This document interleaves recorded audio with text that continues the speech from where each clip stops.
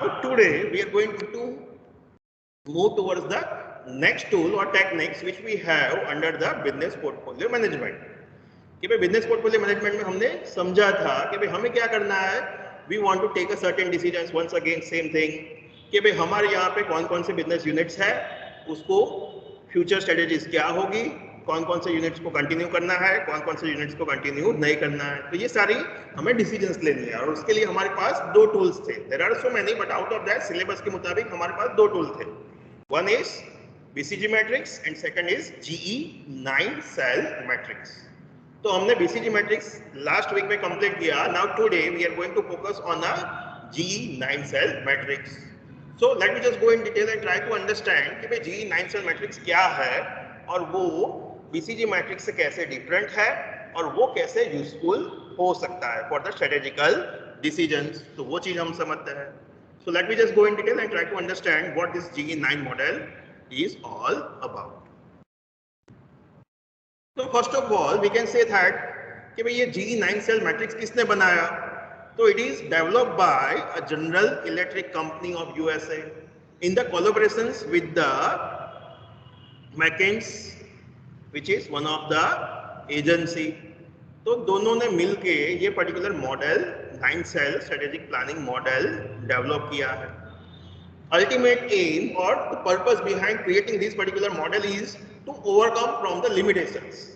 कि भाई BCG matrix में हमने देखा था there are the certain limitations. So वो limitations से बाहर आने के लिए ये particular model उन्होंने डेवलप किया। तो ultimately क्या things, what are the issues, what are the limitations which they overcome, try to overcome from this particular model is that first we can say that कि भाई BCG मैट्रिक्स में क्या था, we are having only 4 quadrants. कि भाई हमने देखा था कि भाई स्टार, कैश का, क्वेश्चन मार्क, डॉग, तो ये 4 प्रकार के क्वाड्रेंट्स उन्होंने क्रिएट किए थे बेस्ड ऑन ओनली 2 वेरिएबल्स। तो वहां पे ओनली 2 वेरिएबल्स थे और 2 वेरिएबल्स के बेसिस पे 2x2 मैट्रिक्स उन्होंने क्रिएट किया था। तो they just simply what we can say oversimplified, we can say that कि भाई उन्होंने पर्टिकुलर मॉडल्स को बहुत ही सिंपल रूप में लिया था, बट रियल में ऐसा नहीं होता। So we can say that this is the one of the limitations which they want to overcome. Second limitations which we can say that कि BCG मैट्रिक्स में क्या हुआ, हमने इंडस्ट्रियल ग्रोथ रेट और कंपनी का मार्केट शेयर तो directly observe करते थे और वी कैन से दैट कि भाई हम एज अ मैनेजमेंट डिसाइड करते थे कि भाई इंडस्ट्री का ग्रोथ रेट कितना है, कंपनी का मार्केट शेयर कितना है। तो there is a subjectivity in terms of deciding the rates कि भाई वो रेट हाई है या लो है। So we are not taking all the factors for the purpose of deciding कि भाई इंडस्ट्रियल एट्रैक्टिवनेस कैसी है और कंपनी का मार्केट शेयर कहता है। तो सब्जेक्टिविटी वहां पे थी, इश्यूज थे। तो वो चीज को ओवरकम करने के लिए हम ये पर्टिकुलर मॉडल लेके आए हैं। So these are the certain limitations. एक और लिमिटेशंस कह सकते हैं कि भाई वहां पे क्या था BCG मैट्रिक्स में हमने कैसे डिवाइड कैसे किया था, 2x2 कैसे क्रिएट किया था based on the high and low कि भाई इंडस्ट्रियल ग्रोथ रेट कैसा है, मार्केट शेयर कैसा है। तो उसको 2 पार्ट में हम डिवाइड करते थे, एक्सट्रीमली हाई, एक्सट्रीमली लो। तो only 2 extreme ends are given but in between them हो सकता है दैट इज मीडियम, तो वो हमने ध्यान में नहीं लिया था। So this kind of limitations are there which is prevailing in BCG matrix. तो वो लिमिटेशंस को ओवरकम करने के लिए उन्होंने GE9 सेल मैट्रिक्स डेवलप किया। तो मॉडल क्या है, कैसे यूजफुल होता है, उसके अंदर हम क्या करेंगे, वो सारी चीजें हम 1 by 1 समझते हैं। So here we can say that कि भाई GE approach requires more informations about the business unit then BCG matrix. कि भाई यहाँ पे हम पर्टिकुलर मॉडल्स को समझने के लिए या मॉडल्स क्रिएट करने के लिए, बिजनेस यूनिट को प्लॉट करने के लिए we are suppose to require more informations कि भाई हम पर्टिकुलर यूनिट और पर्टिकुलर इंडस्ट्री के बारे में और ज्यादा इंफॉर्मेशन कलेक्ट करेंगे। We will try to acquiring the more number of factors. I can say that कि भाई इंडस्ट्रियल एट्रैक्टिवनेस मेरे को डिसाइड करनी है, मार्केट शेयर डिसाइड करना है। तो मैं सब्जेक्टिवली नहीं डिसाइड करूंगा कि चलो भाई ज्यादा है या कम है, but I am trying to acquiring the more and more number of information कि भाई मैं ज्यादा इंफॉर्मेशन कलेक्ट करूंगा so that I can get a clear idea. तो दोनों वंस अगेन 2 वेरिएबल्स ही है, इंडस्ट्रियल एट्रैक्टिवनेस और मार्केट शेयर, बट वो डिसाइड करने के लिए ये पर्टिकुलर मॉडल में क्या किया, उन्होंने ज्यादा इंफॉर्मेशन किया, सिस्टमैटिक वे में वो पर्टिकुलर फैक्टर्स को उन्होंने डिसाइड किया, so that we can say that कि ये जो पर्टिकुलर मॉडल है it is quite more authentic और it will provide a more information as compare to BCG matrix. कि बीसीजी मैट्रिक्स के कंपैरिजन में ये मॉडल हमें और अच्छा रिजल्ट देगा और बहुत सारी इंफॉर्मेशन हम कलेक्ट करेंगे और उसके बेसिस पे डिसीजन लेंगे। So whatever decision we are going to reach at the end that will be the correct one. तो वहां पे एरर होने के चांसेस कम हो जाएंगे। So here, for the purpose of reaching the industrial attractiveness and business strength, we are trying to collect the data for the information in the context of factors like this. So here we have a list of factors which we are trying to for which we are trying to cover the data informations. कि for example कोई industry है, for example automobile industry, तो automobile industry की attractiveness मेरे को determine करनी है कि भाई वो हाई है या लो है या मीडियम है। तो वो चीज डिटरमाइन करने के लिए मैं क्या करूंगा, I am trying to observing all this factors like availability of inputs, overall market size, growth rate, profitability, competitions in that particular industries, technology, utilizations of resources, and even pest analysis, environmental, technological, social, cultural factors which are affecting the industries. तो ये सारे factors को मैं ध्यान में लूंगा और उसके बेसिस पे मैं डिटरमाइन करूंगा कि भाई वो इंडस्ट्री की अट्रैक्टिवनेस ज्यादा है या कम है।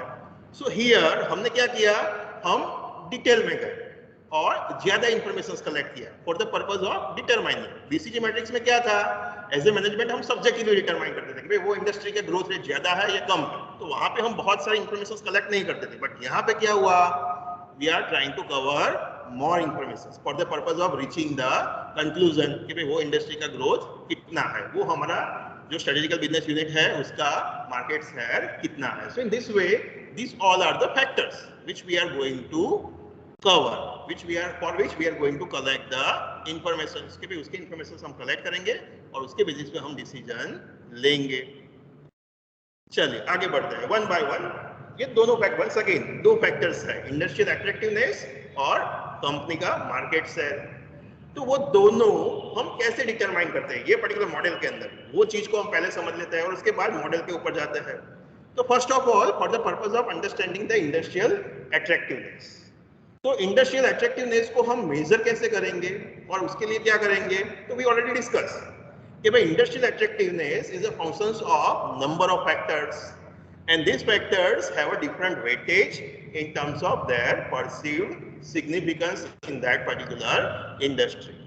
मतलब यहाँ पे हम इंडस्ट्री की अट्रैक्टिवनेस मेजर करने के लिए बहुत सारे फैक्टर्स को ध्यान में लेंगे और हर एक फैक्टर्स जो है वो हर एक फैक्टर्स का इंपॉर्टेंट वो पर्टिकुलर इंडस्ट्रीज के अंदर अलग अलग होगा। कि भाई कोई इंडस्ट्रीज के अंदर प्रॉफिटेबिलिटी ज्यादा इंपॉर्टेंट होगी, कोई इंडस्ट्रीज के अंदर ग्रोथ रेट इंपॉर्टेंट होगा, तो वो पर्टिकुलर इंडस्ट्रीज के अंदर कौन सा फैक्टर्स का इंपॉर्टेंस ज्यादा है, वो चीज को क्या है as a management as a experts हमें ऑब्जर्व करना है, देखना है। So for that what we are going to do, first we are going to identify the factors. सबसे पहले हम क्या करेंगे, सबसे पहले हम फैक्टर्स आइडेंटिफाई करेंगे। So factors are to be identified and then after we are going to give the ratings. So rating is going to be given from 1 to 10 कि भाई हर एक फैक्टर्स का इंपॉर्टेंस कितना है, सिग्निफिकेंस कितना है, तो उसके बेसिस पे हम रेटिंग देंगे। Same way the weightage is also going to be determined कि भाई वो पर्टिकुलर फैक्टर्स का ओवरऑल इंडस्ट्रीज में वेटेज कितना है, इंपॉर्टेंस कितना है, तो इस हिसाब से हमें क्या करना है, वेटेज और रेटिंग हर एक फैक्टर्स के लिए डिटरमाइन करनी है। तो जो एक्सपर्ट्स लोग होंगे वो सबसे पहले फैक्टर्स आइडेंटिफाई करेंगे, वो फैक्टर्स का वेटेज कितना है इंडस्ट्रियल अट्रैक्टिवनेस डिटरमाइन करने में, वो चीज हम करेंगे एंड इवन रेटिंग सिग्निफिकेंस कि भाई वो पर्टिकुलर फैक्टर्स का सिग्निफिकेंस इंपॉर्टेंस कितना है ओवरऑल डिटरमिनेशंस में, तो उस हिसाब से हम इवन रेटिंग पे देंगे। So here the three things we are supposed to do for the purpose of determining the industrial attractiveness कि भाई पहले फैक्टर्स आइडेंटिफाई करेंगे, उसको वेटेज देंगे और उसका इवन रेटिंग करेंगे and we will go for the multiplying the weightage and rating. तो उसके हिसाब से हमें क्या मिलेगा, वो पर्टिकुलर फैक्टर्स का ओवरऑल वैल्यू मिलेगी और after just summarising all the values of all the factors we can able to get the idea कि भाई पर्टिकुलर इंडस्ट्री जो है उसकी अट्रैक्टिवनेस कैसी है, ज्यादा है या कम है। यहाँ पे एग्जांपल ले लेते हैं so that we can get the idea. For example here one example is given. तो सबसे पहले हमने क्या किया, for the purpose of determining the industrial attractiveness we identify the factors, कि भाई कौन कौन से फैक्टर्स है हमारे पास इंडस्ट्री को अट्रैक्टिव आइडेंटिफाई करने में। लाइक अवेलेबिलिटी ऑफ इनपुट्स, कि भाई वो इंडस्ट्री है तो वहाँ पे रॉ मटेरियल आसानी से मिलता है या नहीं मिलता है। ओवरऑल मार्केट साइज, कि भाई कंपनी की ओवरऑल मार्केट इंडस्ट्री की मार्केट साइज कितनी है, कितने करोड़ और thousands of crore market value है उसकी। एनुअल ग्रोथ रेट, कि भाई हर साल वो इंडस्ट्री कितने परसेंट से ग्रो हो रही है। प्रॉफिटेबिलिटी, कि भाई वो इंडस्ट्रीज के अंदर प्रॉफिट कितना हो रहा है, 2%, 5%, 10%, 20%, 50%। तो एट एवरी सेल्स कितना प्रॉफिट हो सकता है। कॉम्पिटिटिवनेस, कि भाई वो इंडस्ट्रीज के अंदर कॉम्पिटिटिवनेस कैसी है, मतलब नंबर ऑफ प्लेयर्स कैसे है, इंटेंसिव कॉम्पिटिशंस है या लेस कॉम्पिटिशंस है, तो वो हम ऑब्जर्व करेंगे। इवन टेक्नोलॉजिकल रिक्वायरमेंट्स, वो इंडस्ट्रीज के अंदर रन करने में टेक्नोलॉजी की रिक्वायरमेंट क्या होगी, कैपेसिटी यूटिलाइजेशन वहां पे कैसा है, रिसोर्सेज कितने चाहिए होंगे, और इवन सम अदर फैक्टर्स। तो ये क्या है, लिस्ट ऑफ सजेस्टिव फैक्टर्स है कि जो हम स्टेप नंबर 1 के अंदर आइडेंटिफाई करेंगे। देन नेक्स्ट स्टेप क्या होगा हमारा, आइडेंटिफाइंग द वेटेज, कि भाई वो इंडस्ट्री के अंदर वो पर्टिकुलर फैक्टर का वेटेज कितना है, इंपॉर्टेंस कितना है, तो वो हम वेटेज आइडेंटिफाई करेंगे। कि भाई फॉर एग्जांपल यहाँ पे सबसे इंपॉर्टेंट क्या है, तो कि भाई रॉ मटेरियल, कि भाई cement for example we are manufacturing the cement, तो सीमेंट मैन्युफैक्चर करने के लिए रॉ मटेरियल बहुत ही इंपॉर्टेंट है। कम प्राइस में रॉ मटेरियल मिलता है, then we are at the competitive edge. तो यहाँ पे क्या है, सबसे ज्यादा हमने वेटेज किसको दिया, रॉ मटेरियल को, तो उसको हमने फॉर एग्जांपल दिया 0.20। तो इस हिसाब से हम हर एक फैक्टर्स का कितना इंपॉर्टेंट है उस हिसाब से सबसे पहले वेटेज देते हैं, वो इंडस्ट्री के अंदर कितना इंपॉर्टेंस है वो। Then after we are going to give the ratings from 1 to 10। Once again वही चीज, बट कैसे, इन टर्म्स ऑफ सिग्निफिकेंस, कि भाई वो फैक्टर्स का, वो इंडस्ट्रियल फैक्टर्स का इंपॉर्टेंस कितना है in terms of industry as well as in terms of us, कि भाई कंपनी के रूप में और वो इंडस्ट्री के रूप में वो चीज का इंपॉर्टेंस कितना है, सिग्निफिकेंस कितना है। तो based on that we are going to give the rating. तो once again here we can observe that कि भाई मार्केट साइज वो हमारे लिए इंपॉर्टेंट है, कि जैसे जैसे मार्केट साइज बढ़ेगी वैसे वैसे हमारे लिए अपॉर्चुनिटीज क्रिएट होगी। तो हमने सबसे ज्यादा रेटिंग कहाँ पे दिया, मार्केट साइज में रेटिंग दिया। Out of 10 which is given 8 marks, बाकी के लिए 7, 6, 7, 6, 7, 6 उस हिसाब से हमने रेटिंग दिया। तो स्टेप नंबर 1 फैक्टर्स आइडेंटिफाई करने हैं, स्टेप नंबर 2 वेटेज, और स्टेप नंबर 3 रेटिंग आपको हर एक फैक्टर्स के लिए देनी है। सो एज ए एक्सपर्ट हम लोग बैठेंगे कंपनी के रूप में, स्ट्रेटेजिक बिजनेस यूनिट के रूप में, और even as a corporate house के रूप में, और हम क्या है हर एक इंडस्ट्रीज के लिए ये पर्टिकुलर चीज करेंगे। और उसके बाद वेटेज मल्टीप्लाई बाय रेटिंग, तो वो क्या मिलेगी हमें, पर्टिकुलर फैक्टर्स की वैल्यू मिलेगी, और उसका हम समराइज करेंगे। And based on that we can get the idea कि भाई इंडस्ट्रियल अट्रैक्टिवनेस ज्यादा है या कम है। तो कौन से पर्टिकुलर पॉइंट के लिए हम ज्यादा कहेंगे, लो कहेंगे, वो नेक्स्ट स्लाइड में हम देखेंगे। बट यहाँ पे हमें क्या समझना है, ओवरऑल हमने ये 6.75, तो वो कैसे आया, वो चीज हमें यहाँ पे समझनी है। तो उसके लिए हमने क्या किया, फैक्टर्स आइडेंटिफाई किए, वेटेज किया, रेटिंग किया, तो वेटेज और रेटिंग का मल्टीप्लाई किया, उसके बेसिस पे हमें हर एक फैक्टर्स की वैल्यू मिली, उसका समेशन किया, देन वी कैन गॉट 6.75। तो ये क्या है, स्टैटिस्टिकली हम डिटरमाइन कर रहे हैं। बीसीजी मैट्रिक्स में क्या था, सब्जेक्टिवली था कि भाई कंपनी के रूप में 5 में से 4 ने बोला कि यस इंडस्ट्रियल ग्रोथ रेट ज्यादा है, तो सब ने बोला कि ज्यादा है। बट यहाँ पे हम क्या कर रहे हैं, स्टैटिस्टिकली चेक कर रहे हैं कि यस इंडस्ट्रियल ग्रोथ रेट ज्यादा है, कम है या मीडियम है। तो उसी हिसाब से पहले क्या किया हमने, इंडस्ट्रियल अट्रैक्टिवनेस मेजर किया। Same way we will also go for measuring the business strength, कि भाई पर्टिकुलर कंपनी है, पर्टिकुलर बिजनेस यूनिट्स है, तो उसका स्ट्रेंथ कैसा है। तो वंस अगेन हमने क्या किया होगे, लिस्ट ऑफ फैक्टर्स आइडेंटिफाई किए होंगे कि for the purpose of determining the business strength, कि भाई हमारी जो कंपनी है वो मार्केट लीडर है, फॉलोअर है, चैलेंजर है, क्या है, हमारे पास मार्केट से ज्यादा है या कम है। तो वो चीज डिटरमाइन करने के लिए, हमारी कंपनी की स्ट्रेंथ डिटरमाइन करने के लिए, बिजनेस यूनिट की स्ट्रेंथ डिटरमाइन करने के लिए सबसे पहले हम क्या करेंगे, लिस्ट ऑफ फैक्टर्स आइडेंटिफाई करेंगे। फिर वंस अगेन हमें क्या करना है, उसको वेटेज देना है, रैंकिंग देना है, और based on that we want to classify it into the 3 categories, high, medium and low.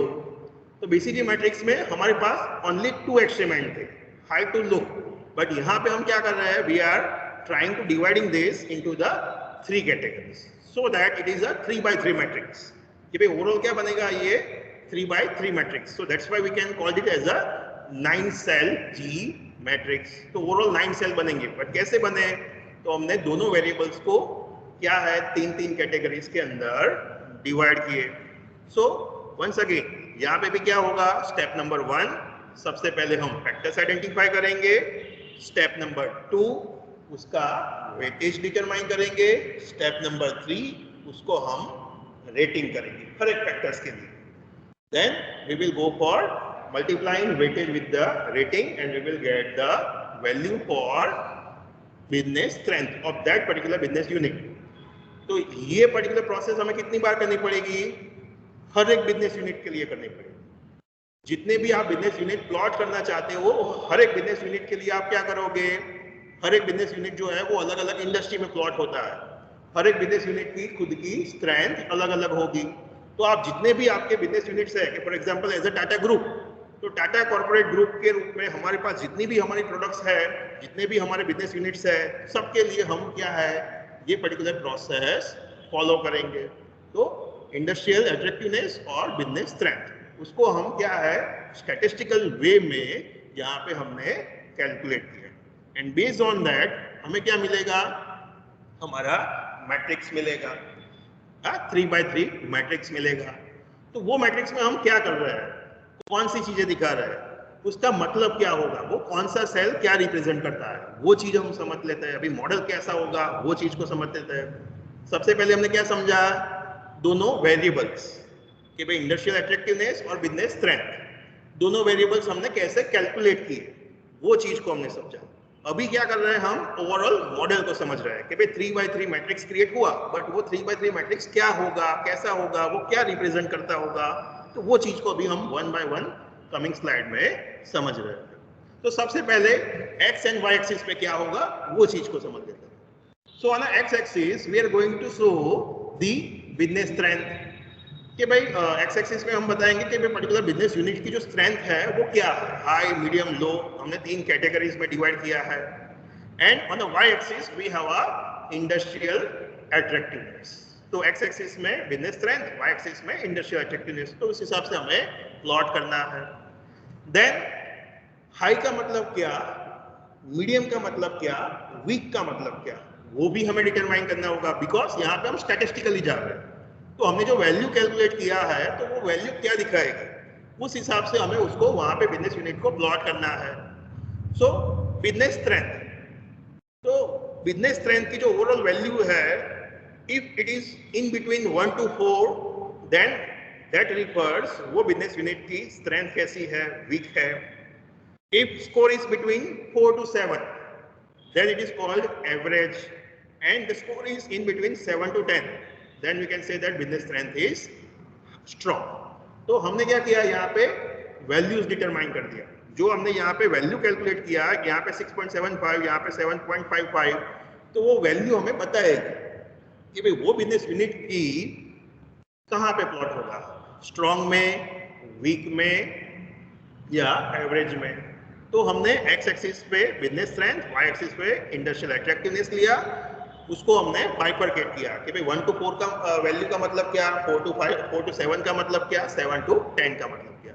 Same way Y axis पे हमने इंडस्ट्रियल अट्रैक्टिवनेस किया है, उसको भी हम डिटरमाइन करेंगे कि भाई 1 to 4 अगर उसकी वैल्यू आती है that refers the industry is unattractiveness, कि भाई इंडस्ट्री की अट्रैक्टिवनेस क्या है, कम है। 4 to 7 represents it is a average, कि भाई इंडस्ट्रियल अट्रैक्टिवनेस क्या है, एवरेज है। And 7 to 10 represents the attractiveness are high। तो उस हिसाब से अनअट्रैक्टिव लो, हाईली अट्रैक्टिव, तो 3 कैटेगरीज इंडस्ट्री की भी होगी, बट 1 to 4 4 to 7 और 7 to 10। सेम वे हमने क्या किया, बिजनेस और इंडस्ट्री दोनों का क्या है वैल्यूज कैलकुलेट किया और उस हिसाब से हमने उसको डिटरमाइन किया कि भाई स्ट्रॉन्ग का मतलब क्या, वीक का मतलब क्या। तो उस हिसाब से we got a 3x3 matrix. 3x3 matrix, यहाँ तक का मैट्रिक्स है हमारा।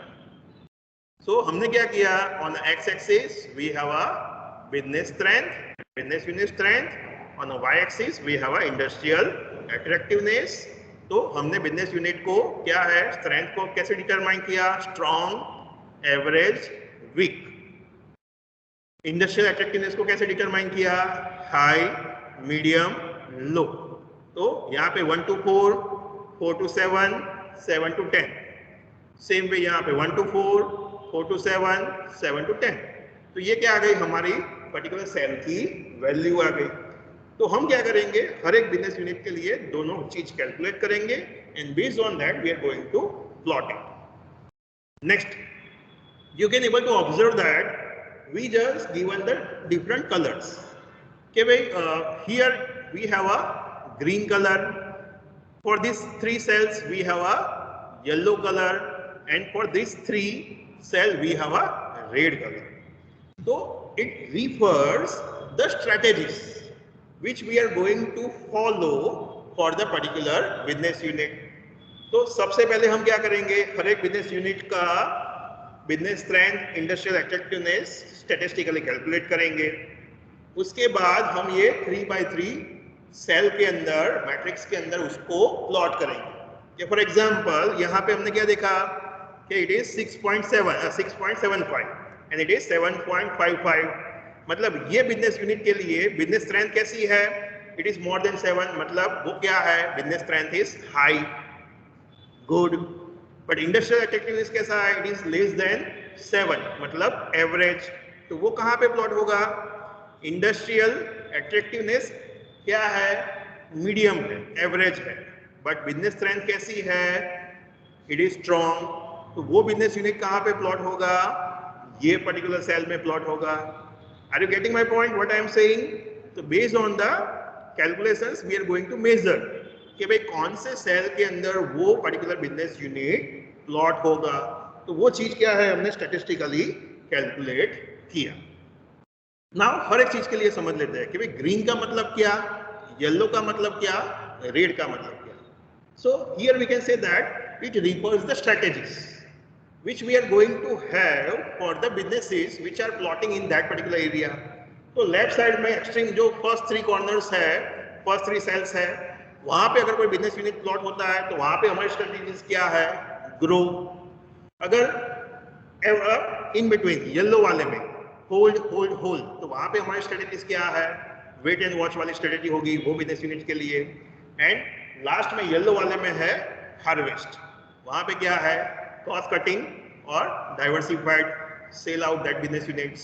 तो based on this we can identify the strategies कि भाई हमारी वो बिजनेस यूनिट के लिए फ्यूचर स्ट्रेटेजीज क्या होगी। तो वो चीज हम ये पर्टिकुलर मॉडल के माध्यम से आइडेंटिफाई कर पाएंगे। So now let me just go in detail and try to understand कि भाई ग्रोथ में क्या करेंगे, होल्ड में क्या करेंगे, हार्वेस्ट में क्या करेंगे। So these are the 3 strategies which we can have based on this particular model.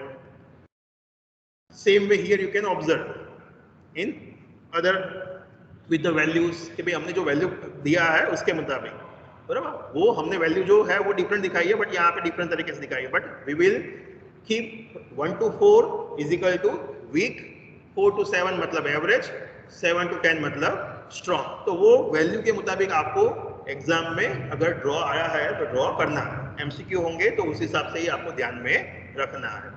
So first 3 cells refers growth, middle yellow shows hold, wait and watch, and last 3 red cells go for the harvest or divest. So these are the 3 strategies which we can have based on this GE9 model.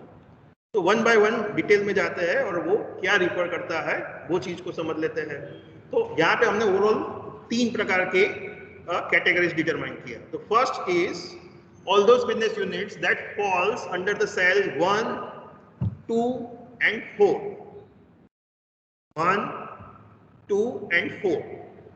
So that refers the growth strategy. तो all those business unit के जो quadrant 1, 2 और 4 में अगर plot होते हैं तो वहां पे हमारी स्ट्रेटेजीज वो बिजनेस यूनिट्स के लिए क्या होनी चाहिए, ग्रो और बिल्ड होनी चाहिए, because this particular business units are working in a attractive industries. कि भाई यहाँ पे आप देख सकते हो कि भाई यहाँ पे जो इंडस्ट्रियल अट्रैक्टिवनेस है वो क्या है, हाई है। मतलब क्वाड्रेंट 1 एंड 2 में जो भी बिजनेस यूनिट प्लॉट हो रहे हैं, whether we are good, for example first here quadrant 1 जो है it is a best things, कि भाई ये हमारा ड्रीम होगा कि भाई हमारा बिजनेस यूनिट क्वाड्रेंट 1 में प्लॉट हो, बिकॉज इंडस्ट्रियल अट्रैक्टिवनेस भी ज्यादा है और हमारे पास क्या है, सबसे ज्यादा मार्केट शेयर भी होंगे, वी आर स्ट्रॉन्ग इनफ, तो हमारी कंपनी की स्ट्रेंथ भी हाई है, तो दोनों स्ट्रॉन्ग होंगे, तो डेफिनेटली हम वो इंडस्ट्रीज के अंदर हमारा होल्ड ज्यादा होगा, प्रॉफिट ज्यादा होगा, तो वो पर्टिकुलर बिजनेस यूनिट हमारे लिए सबसे अच्छा और dream we can say that कि भी होगा। उसके अलावा भी क्या है, इंडस्ट्रियल अट्रैक्टिवनेस एवरेज हो सकती है, बट बिजनेस यूनिट की स्ट्रेंथ जो है वो स्ट्रॉन्ग है, वंस अगेन हम वो पर्टिकुलर इंडस्ट्रीज में भी अच्छा कर पाएंगे। बट यहाँ पे इंडस्ट्रियल अट्रैक्टिवनेस क्या है, हाई है, बट हमारा बिजनेस स्ट्रेंथ जो है वो एवरेज है, तो वो टाइप के बिजनेस यूनिट्स के लिए हम क्या करेंगे, ज्यादा एफर्ट्स लगाएंगे, ज्यादा इन्वेस्टमेंट करेंगे, and we will try to convert them. तो ये it is just like a cash cow और डॉग, सॉरी कैश काउ और स्टार जैसा हो गया कि भाई हमारा बिजनेस यूनिट जो है वो सबसे ज्यादा हमें पैसा देगा, कब हम भी बिजनेस यूनिट भी स्ट्रांग होगा, इंडस्ट्रियल अट्रैक्टिवनेस भी स्ट्रांग होगा। तो उस हिसाब से फर्स्ट जो हमारी स्ट्रेटेजी होगी क्वाड्रेंट 1, 2 और 4 के लिए वो क्या होगी, ग्रो होगी, बिल्ड होगी, because industrial attractiveness are high, there are ample amount of opportunities for the growth in that particular market, कि भाई वहां पे ग्रो होने के, प्रॉफिट करने के चांसेस सबसे ज्यादा है।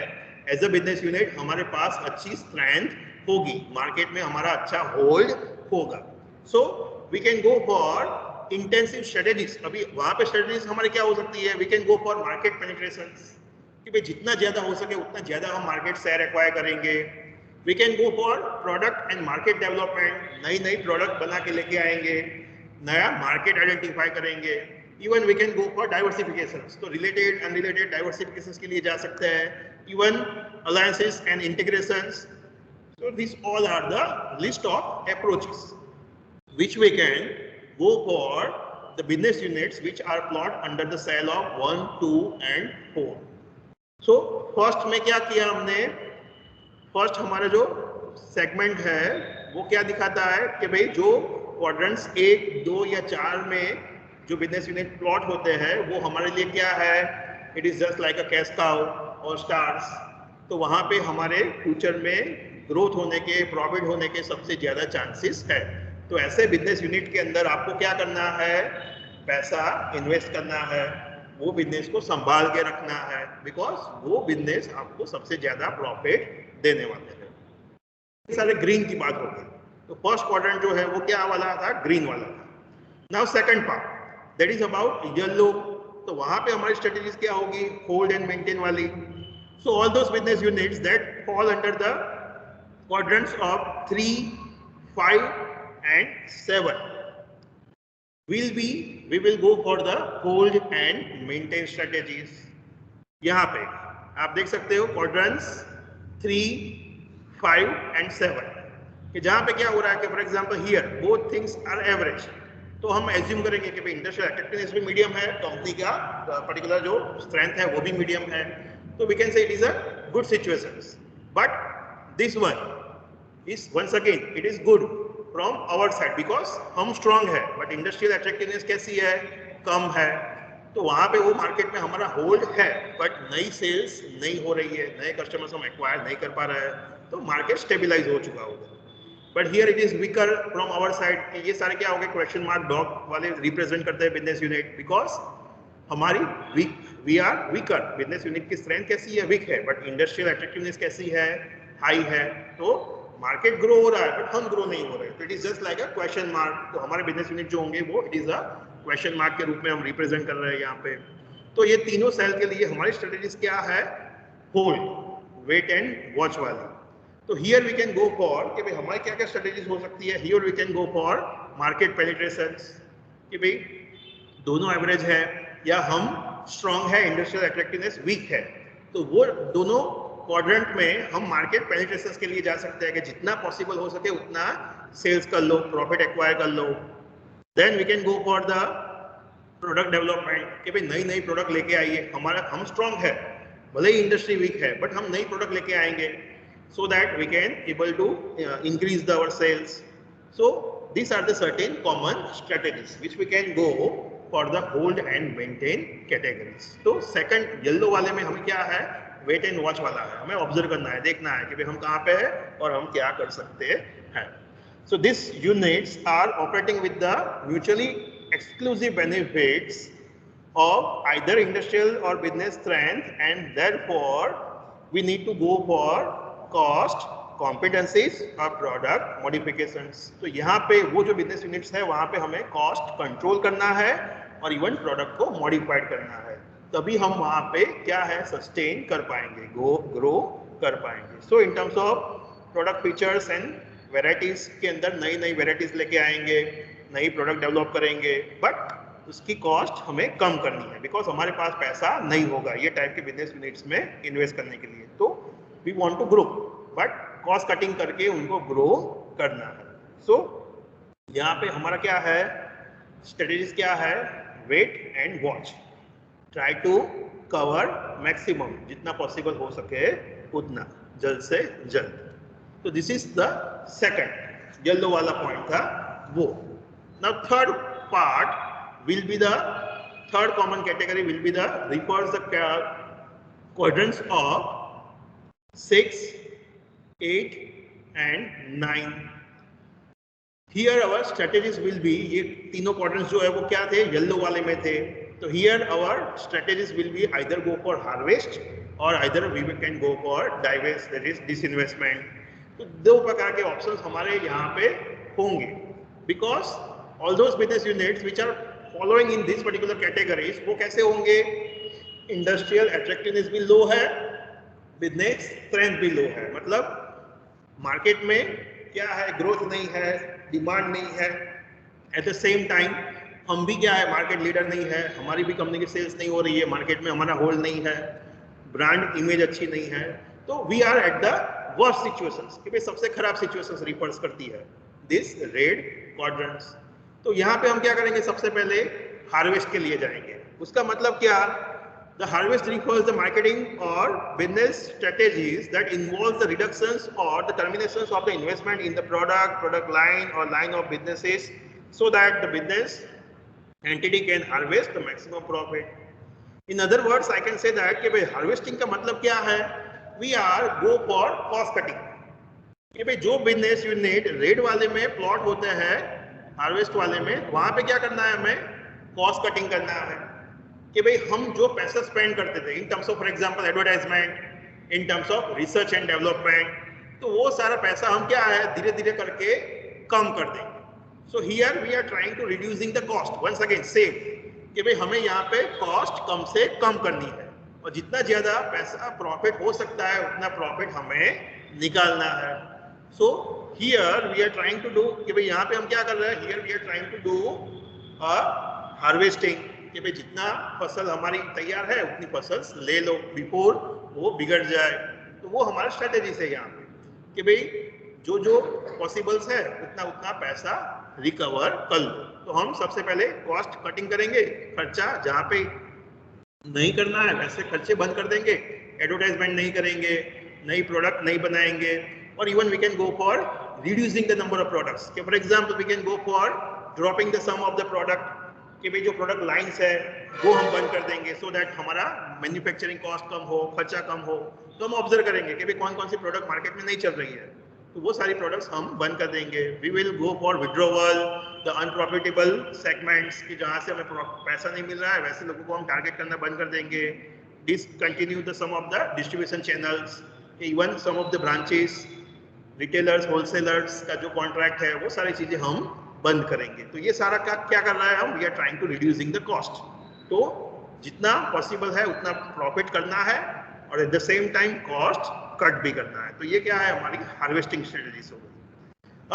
डाइवेस्ट दैट इज डिसइन्वेस्टमेंट, कि भाई वहां पे क्या होगा, is the strategies where the business unit sold out some of its assets and reduce its investment from it.